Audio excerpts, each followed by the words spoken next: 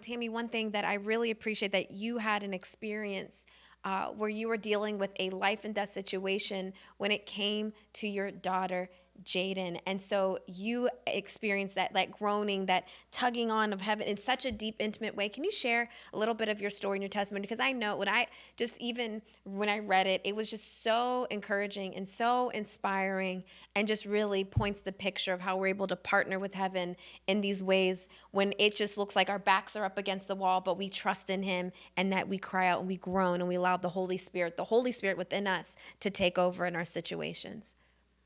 Yeah, in that situation with Jaden, it was it was multiple situations that led to basically her being within moments of death. And so the first part of this is that she actually puts her arm through a window. She sustains a major injury, is bleeding out. That's our first miracle. God actually stopped the bleeding while we had to wait 15 minutes on the ambulance to arrive. But they did not treat her with antibiotics, so she went septic. She ended up in septic shock, multi-organ system failure. And we ended up in critical care, critical in the pediatric hospital here in Atlanta. But before that, if I were to rewind back, the Lord had been teaching me this strategy of how to sit with Him in the heavenly realms and stand against the accusations of the enemy, not in warfare with the enemy, but knowing that the enemy is a liar and how to dethrone his lies, in other words, and believe the truth of who God says I am, who God says others are, etc. And I teach a little bit about that in the book. And so it's interesting the timeline that I go through this because I had already been developing this history with God and this understanding of how to fight the battle of the Lord, not with carnal weapons, not fighting with carnal weapons. And so in this series of 8 days, she flatlined several times. Her pulse, her pulse and her blood pressure both dropped. If you know anything about the medical reality of that, that's near death to death. And she is in kidney failure, liver failure, and heart failure. And so throughout this process, yes, there's the tears and there's travail, but it's actually when God taught me how to pray on the other side of words. It's when God taught me how to sit and stay.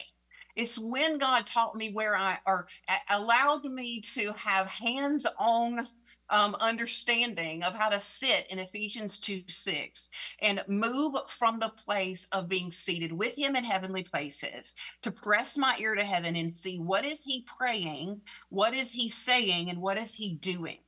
And so when you begin to pray what God is saying and what he is doing, you know that you're praying the perfect prayer of heaven. Therefore, it will be done for you on the earth as it is in heaven. And so, in this experience with her, seeing several moments where she would have lost her life, God showed me exactly how to pray. He showed me exactly we had a text thread between our family members. We were putting things out on social media, exactly strategic targeted prayers. For example, I need you guys to pray their pulse comes up to, this many beats per minute, that her blood pressure comes up to this many beats per minute. We're seeing the sepsis return. There's a rash across her body. Her fingers are turning blue. We're going to begin to stand against this in the heavenly realms. And it's almost like the strategic warfare that the Lord began to unpack, but it was not in the place of fear.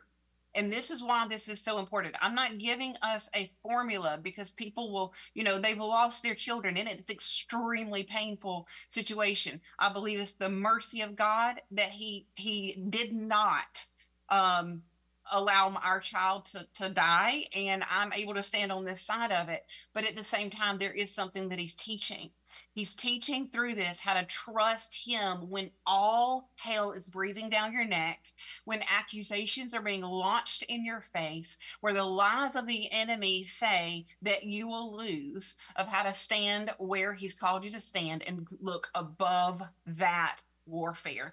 And so, again, I talk about this a good bit in the book, but throughout this process, it was literally learning how to stand outside of the realities that were in our faces and pray from the place of the truth of seated with him in heavenly spaces.